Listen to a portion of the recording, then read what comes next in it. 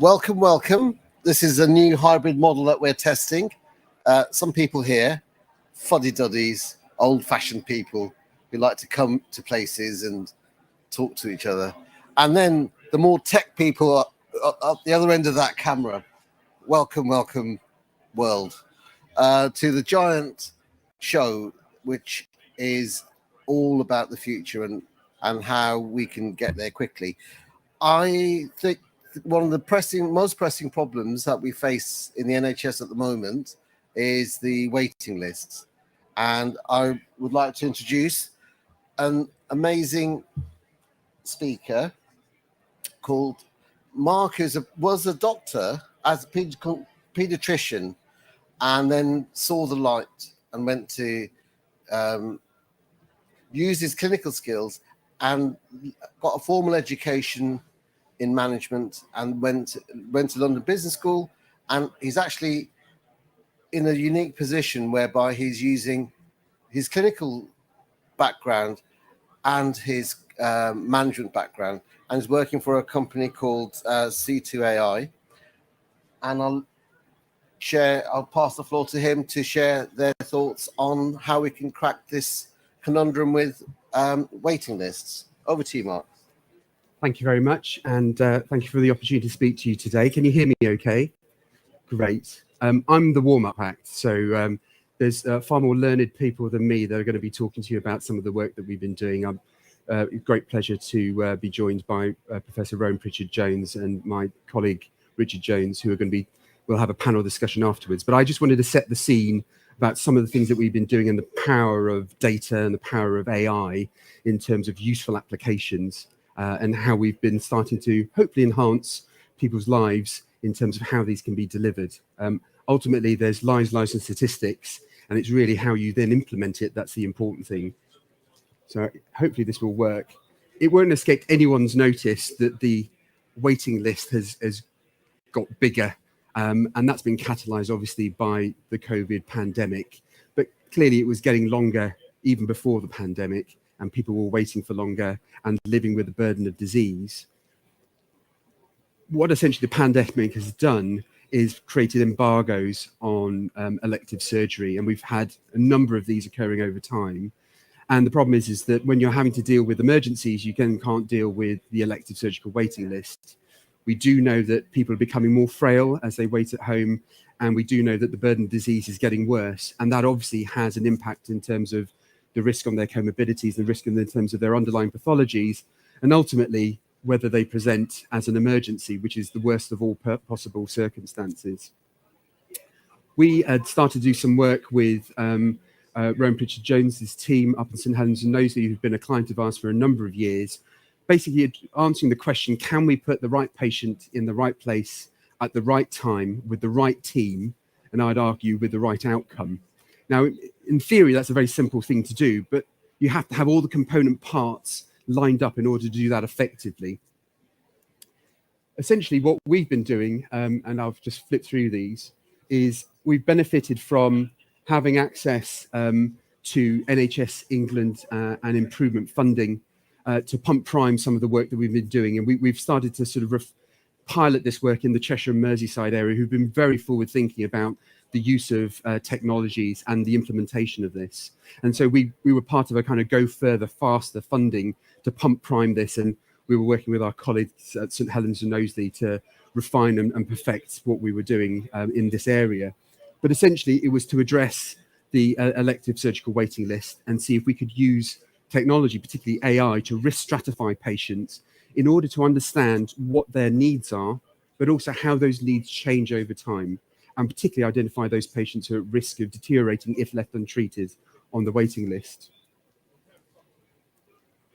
So we take 2 data sets from the hospitals, information that currently exists, so hospital episode statistics data that form part of the SUS database that NHS Digital publish across the whole of England from the whole of secondary care. That data has coded data with regards to patients' comorbidities and other demographic information. We take that data alongside the primary procedure that the patient is awaiting, and we assimilate that using our proprietary algorithms that we've developed over the last 15 years. Our co-founder was Chief Medical Officer Chief Medical Officer at our company. He was Audit Czar for NHS England for a while, and he was the author of what was called the POSSUM methodology, which basically takes a patient's physiology, the type of procedure they're having, and can work and essentially can case match the patient and therefore calculate risk-adjusted outcomes. We have also developed a database of about 350 million patient episodes, and therefore we can reflect what actual outcomes are occurring on these patients, case matched to the demographic and the clinical needs of that patient, and therefore have a better understanding of the actual patient need versus just what the procedure that they're undergoing. So there are a couple of outputs. I don't know if you can see it behind that banner, but essentially we automate the Royal College of Surgeons prioritization, which is P1 to P6. We provide quantitative analysis of the risk of mortality and morbidity. We also identify individual post-operative complications, things like post-operative chest infection, risk of wound dehiscence, and so on. But importantly, we can identify patients who are at risk of deterioration and the quantum of that deterioration as well. That information therefore allows people to understand what the inherent needs are of their patient group, and therefore they can now start to make decisions around patient mobilization and capacity planning.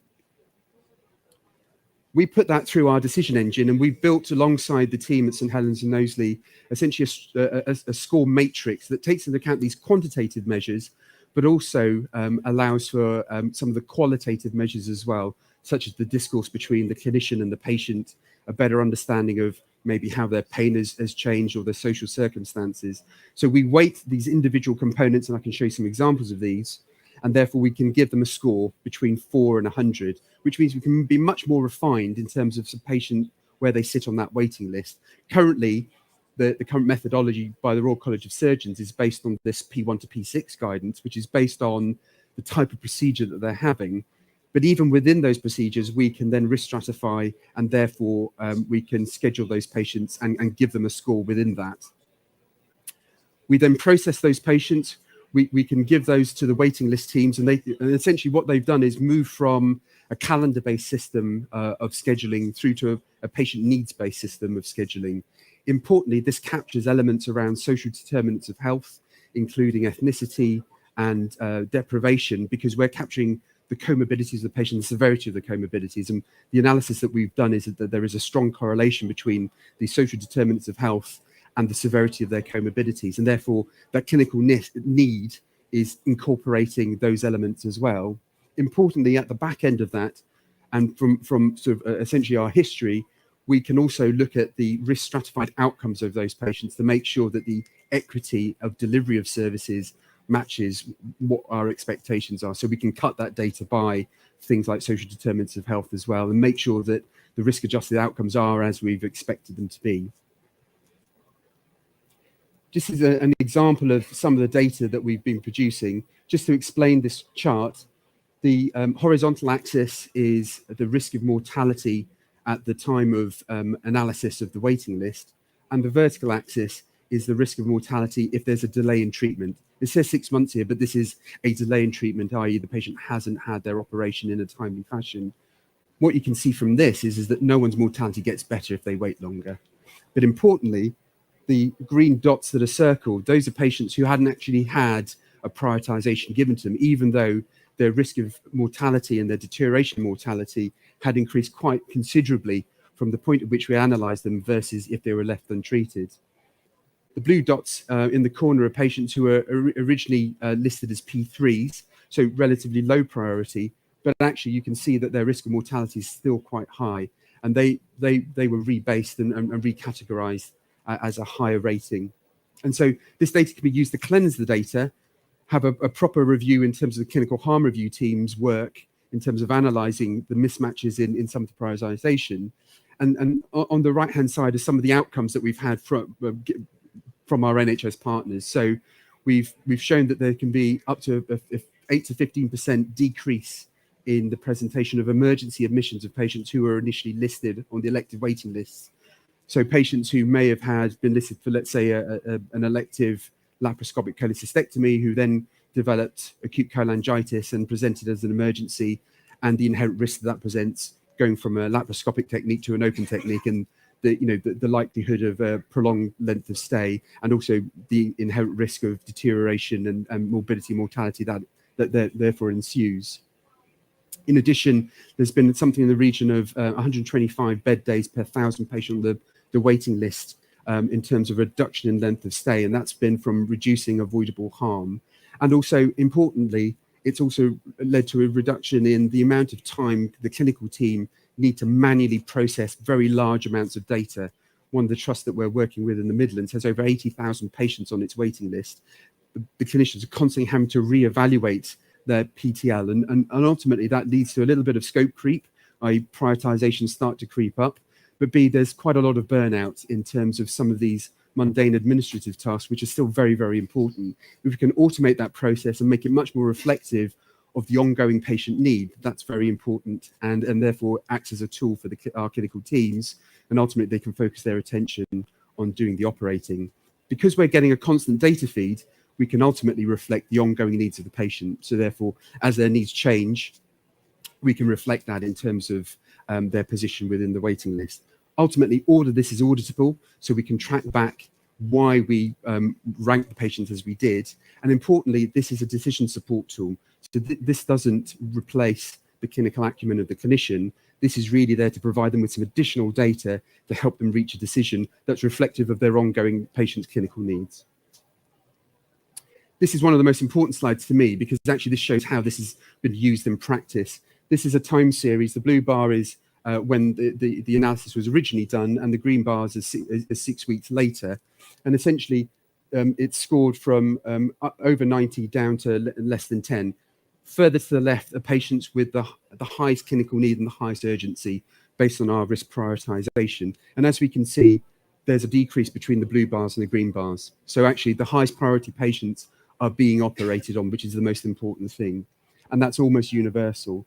And importantly, this has led to a reduction in 52-week waiters of over 27% within the first 6 weeks. So we can now start to see that the clinical teams and the operational teams are starting to use this sort of methodology. And in fact, that's really been the biggest cultural shift, as I said, moving from a calendar-based system and methodology through to a clinical needs-based system. Rowan can talk about his experiences, but this has led to a number of interesting follow-ons from this piece of work. So we're now we've just won an NHSX award to work with some digital partners in the Cheshire and Merseyside region to roll out this PTL risk stratification tool across all 17 acute trusts, but also work with digital partners by modifiable risk factors for each of these patients, and therefore put them along a pathway of intensive remote health coaching, which can hopefully improve their health outcomes and optimize their care, and ultimately be able to sort of decide the point at which the patient is appropriately activated and ready for surgery. The ultimate aim of this is to reduce comorbidities, reduce length of stay, and ultimately improve their outcomes ahead of elective surgery. It's also allowed us to do some, or rather Rowan's team, to do some interesting work around patient mobilization and capacity planning, because if you know the risks of your patients and you know their risk of deterioration in the near term, you can then forward plan for those highest risk patients, but also for the high volume, low complexity work in terms of pushing them through to centres which can deal with low complexity work, and therefore remove the dependence on ICU, which, as we all know, is the bottleneck, particularly during the COVID environment. So the more that we can move those low acuity patients to the right setting means that we can then keep the vast majority of the PTL still moving even during the pandemic. And this has led to some innovations, particularly in terms of delivery of care. So the Cheshire and Merseyside region have coined this phrase of a theatre light setting, which is one that doesn't have an ICU but has a rudimentary HDU. By understanding the lowest risk patients and making sure that they're assigned to those and having some assurance around their risk of deterioration being minimal, you can then push those patients to those sites and have some certainty that their outcomes are going to be good and they aren't at risk of having to require ICU admissions. But it also means we can start to be innovative about delivery of perioperative care. So if, for instance, we've identified patients with high risk of chest infections, let's say, by having physiotherapists who can mobilize the patient, do the right sort of chest physio, again, we can mitigate the dependence on HDU and improve their post-operative course and ultimately speed their time to recovery and therefore discharge. I'm going to talk to you very quickly about some additional work that we've just been commissioned to do, which is really looking at an extension of this perioperative methodology, which is really to identify those patients, as I said, with modifiable diseases that we can then target and then use intensive health coaching to see if we can modify those, both in terms of general health and well-being, but also targeting specific post-operative complications. And we're working with partners such as Cypher, which is a data hub of primary and secondary care in the Cheshire Merseyside region, and Sapien Health that are providing the remote health coaching that we're creating the red flags that then signpost those patients to them. We've identified that within that group, chest infections are probably the most significant post-operative comorbidity, in particular because they have the highest association with post-operative morbidity and mortality. And so being able to action these and minimize the effect of chest infections has quite a profound impact on the post-operative trajectory of those patients. As I said, we're using intensive health coaching, but importantly, we're tracking the progress of these patients and therefore looking at their outcomes so we can close that audit loop and make sure that the delivery of the services is actually delivering ultimately a better outcome for these patients. And we're also including things like incentive spirometry to improve their chest function and do some chest strengthening, so that we're not only interacting with them in terms of a sort of psychosocial perspective in terms of remote health coaching and motivation, but also from a biological perspective in terms of actually giving them training exercises and things that they can do at home. And ultimately, this increases the autonomy of the patient and starts that therapeutic journey right from the point at which they're listed on the elective waiting list, rather than waiting until such time that they're admitted into secondary care. And these are some of the outcome measures that we're looking to trace. So this is live data, if you like. So we're currently tracking this, and I'm hoping that we'll be able to present to you at a later date some of the findings of that. But certainly from evidence that we've got from peer-reviewed studies, the evidence suggests that actually this sort of engagement leads to better outcomes. And we're hoping to prove that to be the case, particularly in the Cheshire Merseyside region, which hopefully we can then roll out super regionally and hopefully nationally as well. So that's a very brief introduction, and I'd like to introduce my colleagues to join the stage. While they're joining, were there any questions just based on that? How do you monitor health and quality of social determinants and health? How do you identify patients? So for the yes, I will, absolutely. So the question was, how do we monitor and identify social determinants of health? The data is captured within the HES data in terms of things like ethnicity, deprivation, and other social determinants of health. Rowan and the team and ourselves have actually looked at different demographic groups, both in terms of ethnicity, but also in terms of deciles of deprivation.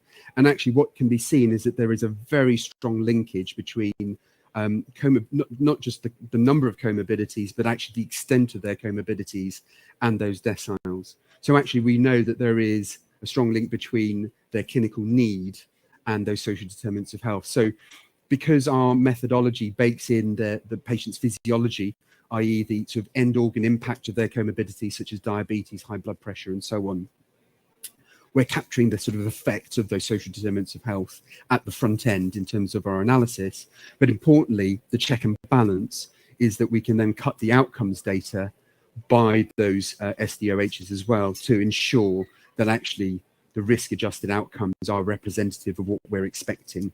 And ultimately, if that's not the case, we need to understand why that might be, and whether it's an issue around the actual patients themselves or potentially their access to healthcare, and therefore what other targeted interventions we need to bring to bear in order to improve their access to health. So that's an ongoing piece of evaluation, but the data is actually very strongly representative that we're capturing that within our front end. Great.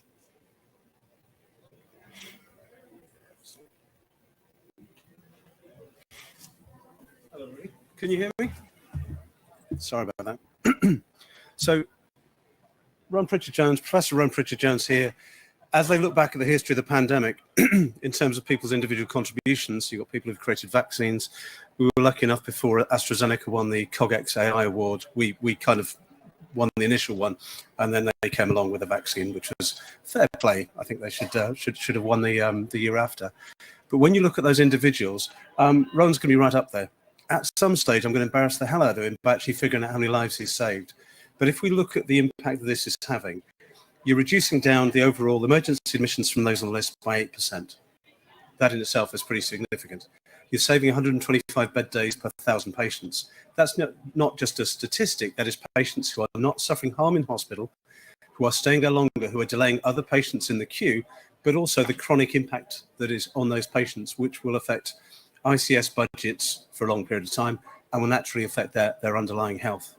If you look at this overall, one surgeon is going to save potentially 7,500 surgeon years of time doing the same triage in terms of the RCS methodology. 7,500 years of surgeon time that can be spent doing something slightly more useful. For the NHS, that's roughly £1.4 billion. Overall, what we do, we can probably save about 100,000 lives a year and about £5 billion for the NHS. But it's mainly through Professor Rowan Pritchard-Jones' efforts in the Northwest. If he's blushing, I kind of think he deserves to, that this is really rolling out. Now, in what Mark's talked about, in the way that he has, with our Chief Medical Officer, helped develop this, there's a few bits missing. So there's 350 million patient records you kind of need to do this from 46 countries. You need the inventor of the preoperative risk assessment system, POSSUM, 25 years old, never published the algorithms. We've been working on optimizing those and maintaining the specificity and sensitivity of those.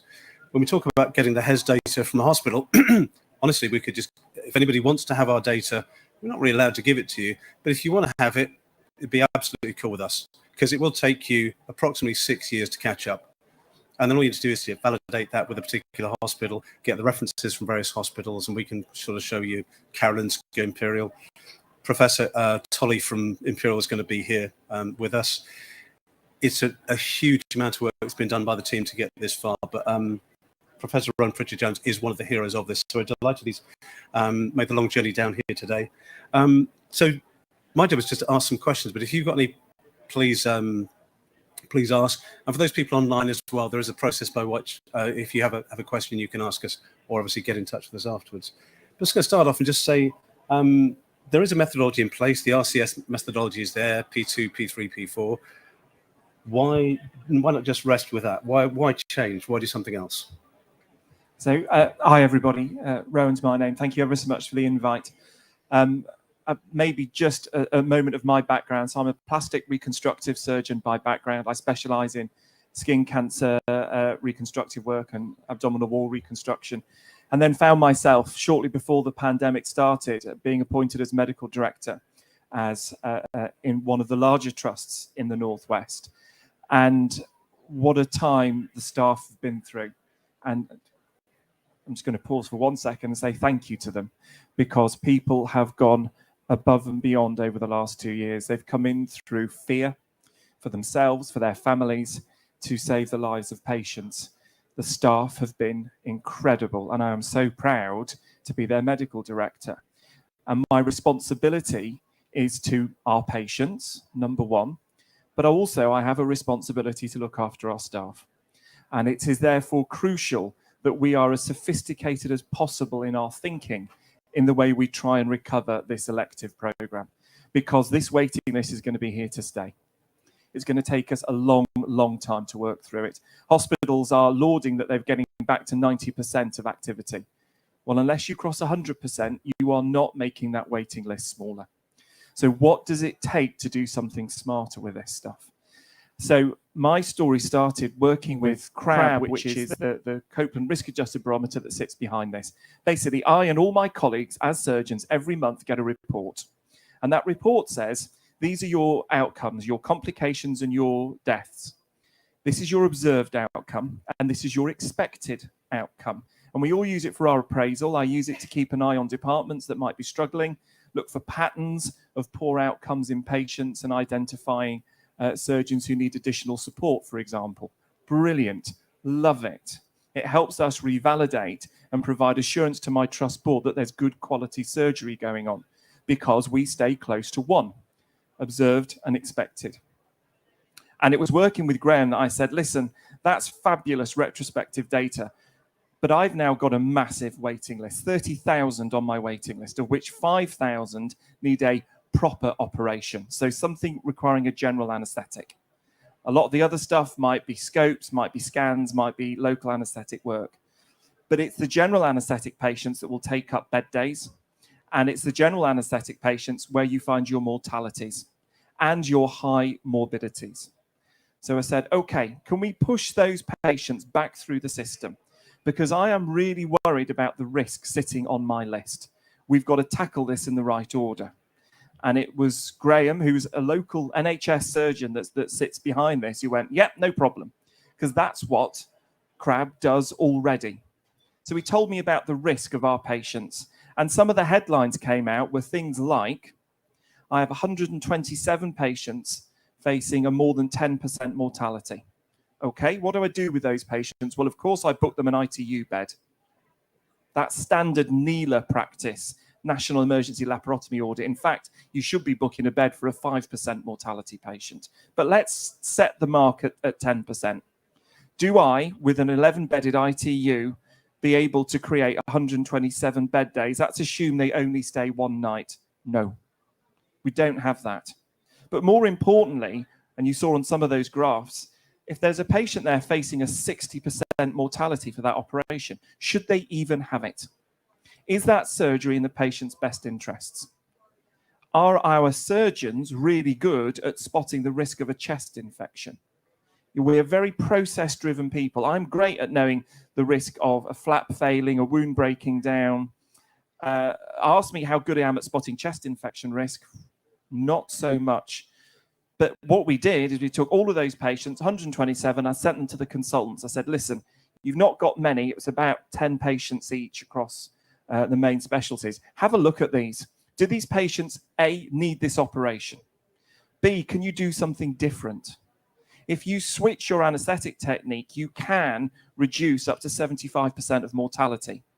So we had some patients who were down for a GA with a carrier bag for a heart.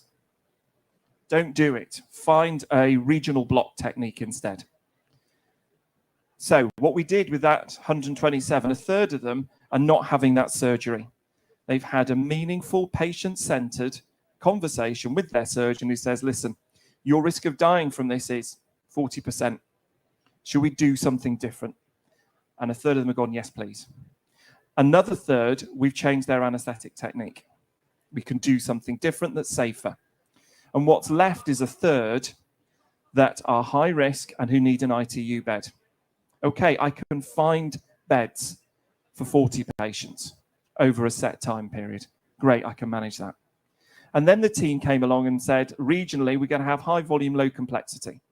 I said, fabulous. Have you got a POCU, a perioperative critical care unit? No, it's low complexity. I said, great, can you find them? I'm sure it'll be fine.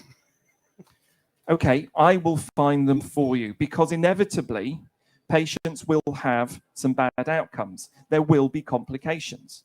As Mrs. Pritchard-Jones is very good at reminding me, if you don't want complications, stop operating because it happens.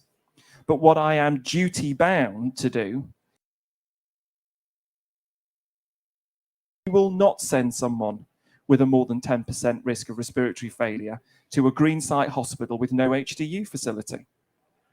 If I have to transfer someone in the middle of the night who's having a bad outcome, I can defend the risk.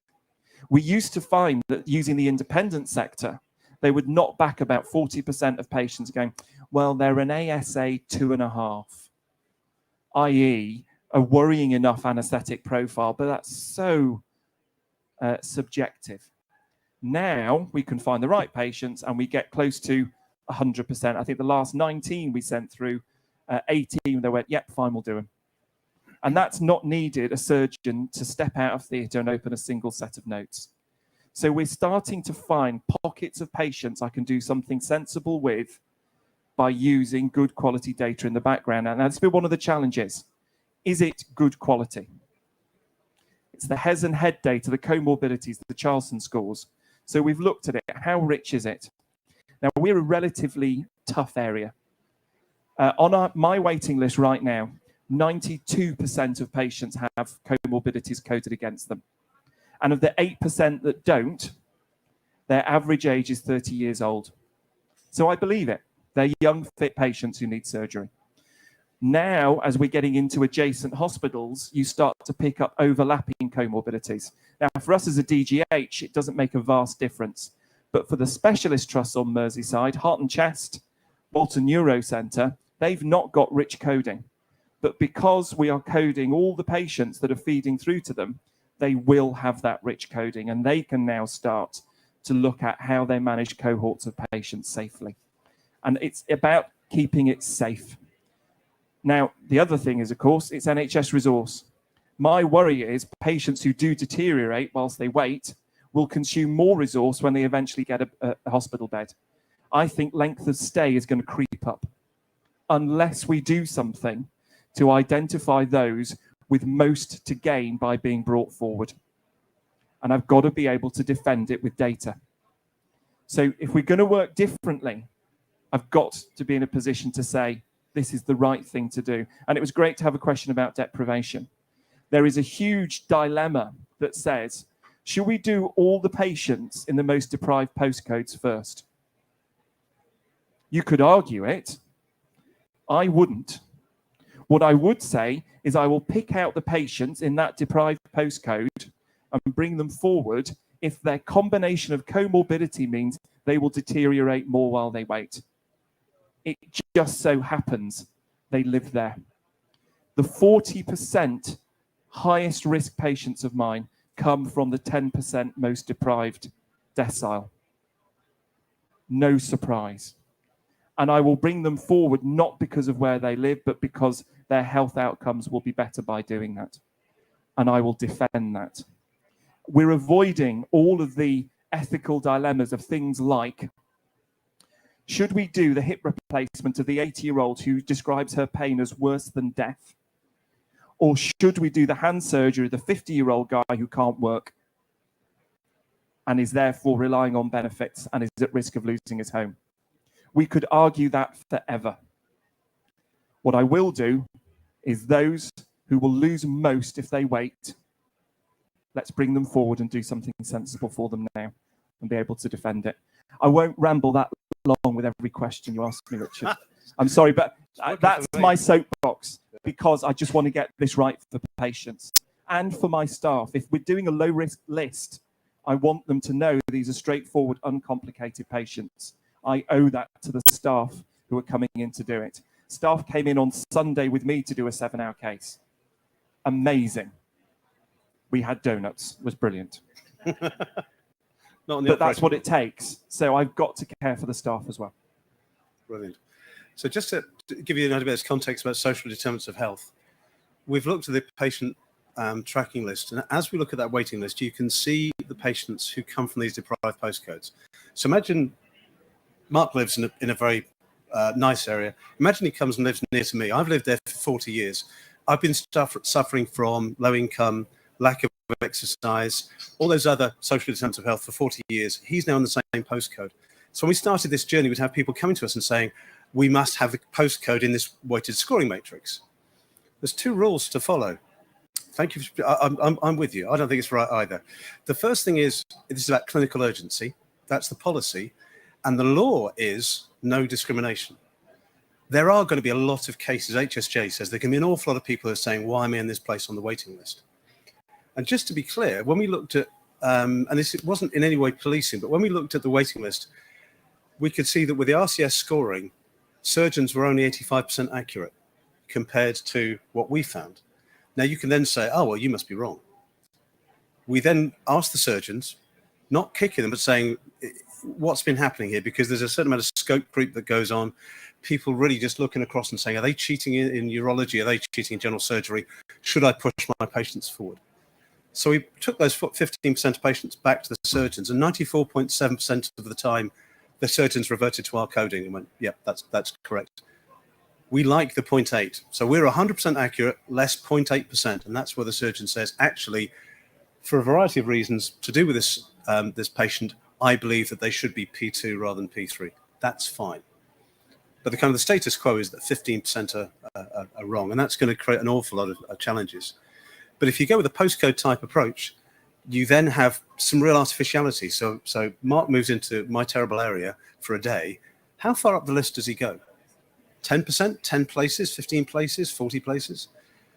What we see is that people with social determinants of health have these comorbidities. If you are from a European deprived background, your risk of having a complication, your risk of complication, if it's above 20%, you're 88% more likely to be, there are 88% more people from that cohort than from the European affluent group. In that cohort of people whose risk is above 20% of complication, there are 55% more people of Afro-Caribbean descent. So social determinants of health is a real thing. We are seeing the evidence of that. And one of the things that we're very determined to do with this overlaying observatory is then, as Mark said, to measure the outcomes from patients. I saw your hand move in my peripheral vision. Just to pick up on data quality. So our teams paused, as was asked of them, and P-coded everybody on the waiting list. And they were pretty good. P2, that's got to be done within 30 days. Mostly cancer takes care of itself. I'm pretty happy with that. P4, you can wait up to 6 months, is the most enormous bucket of patients. Massive. And what we found in that bucket is that, well, across the whole waiting list, my surgeons had coded up to 15% of what should be a P4 according to Royal College as a P2. Why? In some areas, they were advocating on behalf of patients with the best of intentions, but introducing inequity. But in amongst that were surgeons who said, I know lap chole is a P4, but this patient's had 3 admissions with acute cholecystitis. I'm putting them as a P2. And we went, good on you. You know your patient. And where we see that, they will stay as a P2. But crucially, there was a small pocket of patients sitting in P4 that should have been a P2. People had just got the coding wrong. To err is human. And we found them. Those patients would have come to harm.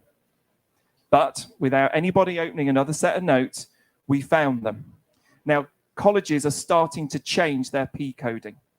So College of Association of Orthopedic Surgeons are starting to change some of the P coding. How are we expected to manage that? Are we going back through the whole list? Well, what will happen is once those new P codes land in the system, because we push the waiting list through each cycle, we'll just find them. Now, it doesn't pick out everybody. This is all about perioperative risk. This will not tell you whose hip is hurting more. This will not tell you whose sight is deteriorating faster. But you can find pockets of patients that you can start to do something with. So it's going to help our harm reviews as well, to being real focused. Now, that for me, I think brings risk, because I'm going to be able to turn over all the right stones. We may find ourselves declaring as an outlier with more harm. Fine. If it's the right thing for patients to find harm and do something about it, I will take that on the chin. It's all about keeping it patient-centered for me. Thanks, Richard. That's right. Mark, I was just going to add to that point that I think you're okay. Just going to add to that point that actually part of the challenge, as Rowan was saying, if you're a P2 patient or you're on the cancer care pathway, you've probably been seen quite often and you're being monitored very, very carefully. The challenge really is for the P3, P4 patients, many of whom haven't been seen by their secondary care clinician, and many of them haven't even been seen by their primary care clinician because of the issues around COVID and access to services. So those patients invariably are living with a burden of disease. Those patients invariably, depending on the type of specialty, may be frail and getting more frail. And we know that frailty confers a 4 times risk, a 5 times risk in terms of risk of comorbidities. And inactivity, which has also been a big phenomenon during having something that allows you to then pick out these patients, as Rowan said, and then target them with your clinical review, harm review teams, means that at least these patients are being actively pursued, and those who are at highest risk of deterioration are being picked out and something's been done about them. Otherwise, they're in the hinterland, and nothing, and no one's going to be able to pick them out because there's no communications happening with either primary or secondary care. So I think that Mark mentioned earlier is really important.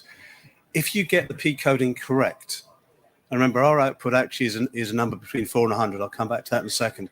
But if the P code is correct, we know hospitals, one with 80,000 on the list, one with 71,000 on the list. So you say to your surgical team, we'd like you to codify everybody, and they do a perfect job. You now sit there and go, I've now got 20,000 P3s. Who's first? And there's no methodology, there's no process. What Rowan's identified is there's a 5-minute saving per patient per triage each time. Across the country, that's a jaunty 7,500 surgeon years sat on their arses doing a boring administrative task again and again and again to try to get through the backlog. And actually it'll be a lot more than that, but I just sort of stopped at that huge number. And this 1.4 billion pounds a year. So the thing that we've not calculated yet is how long does it take to then get 20,000 people perfectly P-coded and figure out who's first and who's second, and how far awry does that go, and how much harm does that cause? We've seen this 8 to 15% increase in emergency admissions. Because we've got this 4 to 100 score that takes account of the surgical's view and is the highest factor within that, but also looks at risk of mortality and complication today, the deterioration, etc., and does so in an incredibly sophisticated way, some really sort of big numbers in there.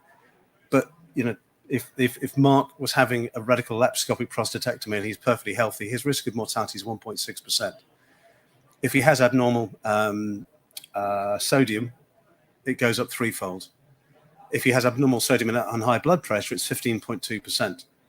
So can I identify him, and this is one of the things Rowan's talking about, as somebody who actually we should optimize, we should prehabilitate them before the operation? There's some very, very big numbers going into this. But the outcome is a score between 4 and 100. So when I've got 20,000 patients and I'm trying to sort through those, all in the same P code, I've got at least some granularity, and I can cut it by specialty to actually figure out what's going on under the surface. Any questions so far? Just shoot your hand if you have one. Tom. So, are you saying that rehabilitation? Yeah. For rehabilitation, actually the surgical list should be a primary care problem. Okay, so the question is, with prehabilitation, should the surgical list be a primary care problem? So we have a real targeted version of this product, which is for individual patients, which looks at the key physiological variables and the surgical insult to come up with the kind of figures I just talked about. You can push that to GPs, but the historical thing has been once you're pushed out to the surgical list, the GP's not then going to do that review.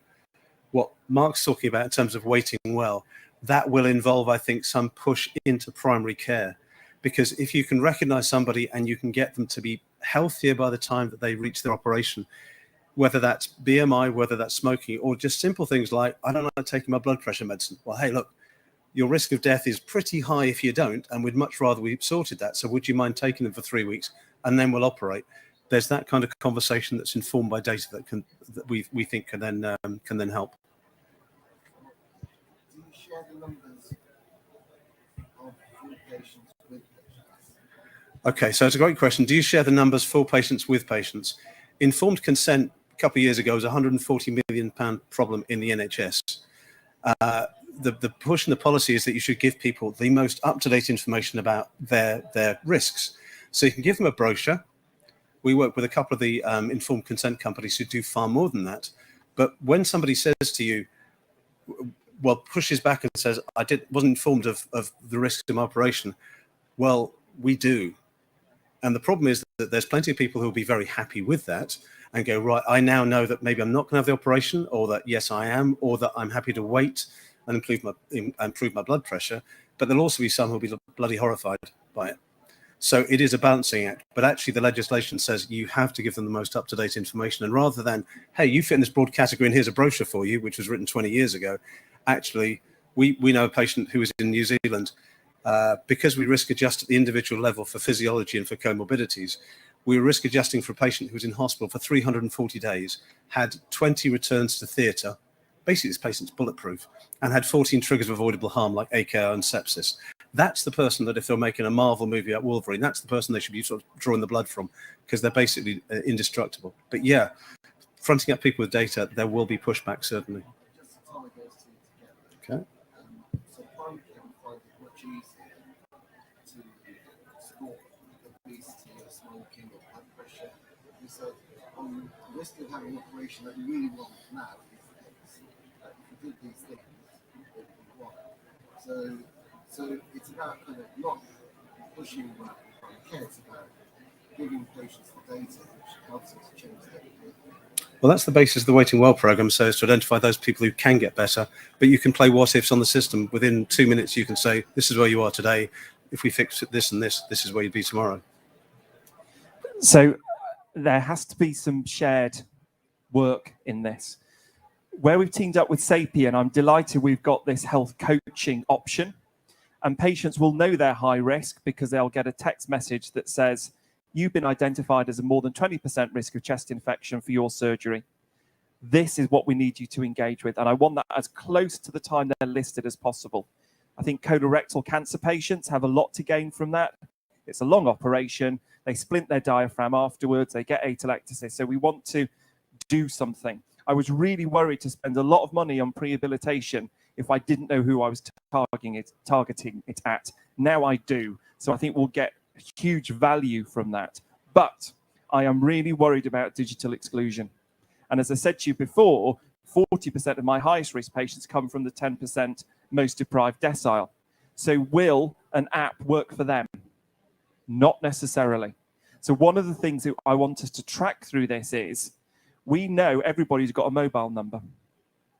So we'll immediately start to work out those who might be digitally excluded.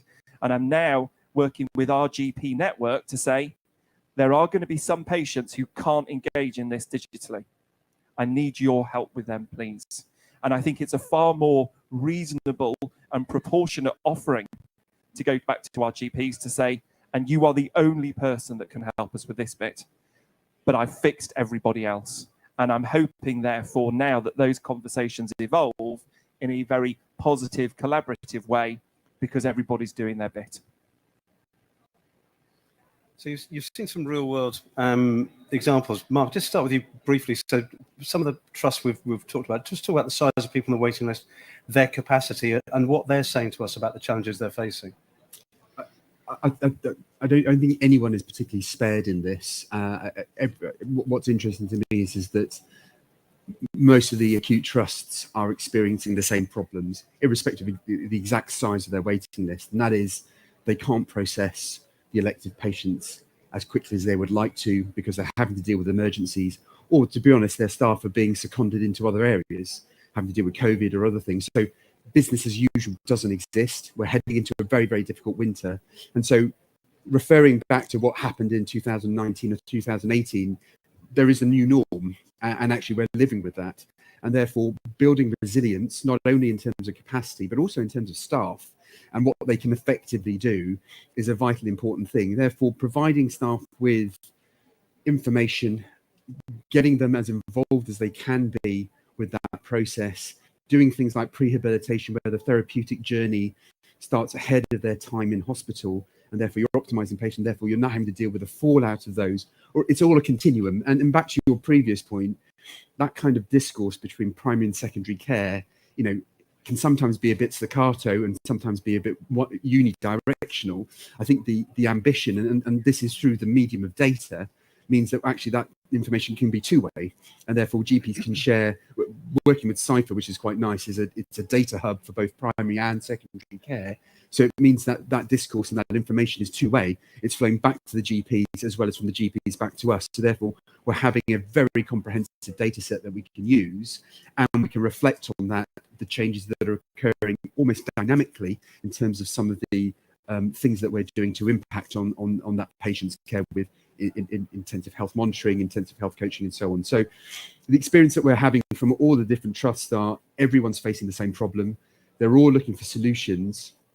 they're all having different degrees of problem, but it all starts with this core premise of let me understand what my problem is, and then let me help figure out solutions that can do it. Most of the answers the clinicians, the operational teams have, it's just that they need to be armed and given the right resource, and therefore being able to create that argument and that business case is informed through data, and that's part of our rationale. So, question. In change management, there's this idea that the pain of staying where you are has to be greater than the pain of change, otherwise you'll stay where you are. This has been the most extraordinary seismic shift in the NHS and the way that people accept changes. How's that worked to your benefit in the work you've been doing with us in terms of deploying some of these changes? And where do you still see some of the challenges as we move perhaps out of the pandemic phase? Thank you. I mean, we're still working through this. This is, as you say, a quantum change in what we do. We looked it up, didn't we? 1582 is when the Gregorian calendar came into being. And currently that's what is used to work out when you get your operation. We can do better than that, as far as I'm concerned. But that means taking people with us on the journey, and that's where the data is crucial. So we now have got entire programs and putting in place the governance within the trust. That means if, whenever we are challenged, and we may yet be, about the decisions that are made, that we can defend them. And that governance process is crucial. So with the £500,000 NHS digital money we've got, part of that is embedding a series of SOPs that say, this is where understanding your risk adds value to your journey through the waiting list, from being listed in clinic to being wheeled into theatre on the day. And it's such an important premises for me. I will work differently, and I will demand that our teams work differently, where working differently adds value. And you've got to be able to show it adds value. And I defy clinicians to not do something differently if it's not going to add value. And that's what gets change through for me. When you can show people the positive difference it makes, they roll with it. Everybody comes into work every day for the patient. Nobody comes in to do a poor job. But we get stuck in trenches of working. And unless we show the difference it will make, why would someone go through the pain and difficulty of working differently? Well, they will if it's going to improve the outcome of their patient. So it makes a relatively simple value proposition. But what must sit behind it is the governance, the process, all the way up to trust board, that what we're doing is sensible, evidenced, and therefore defendable. That is what is helping us work through change.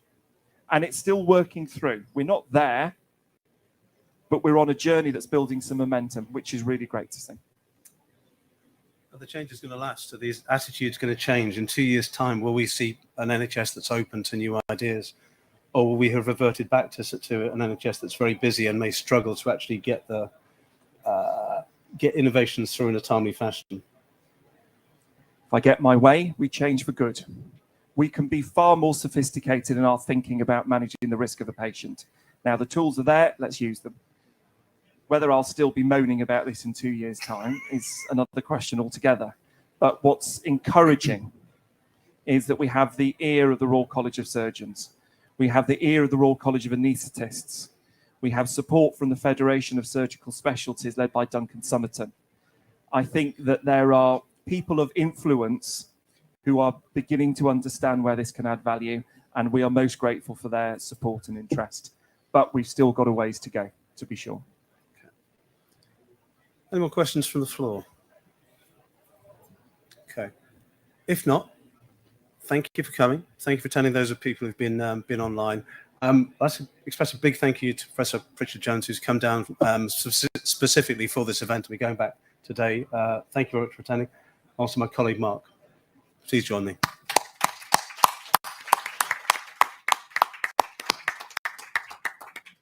Thank you.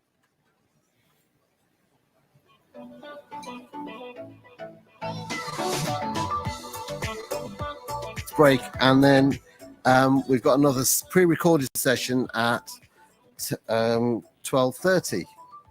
So have a little break.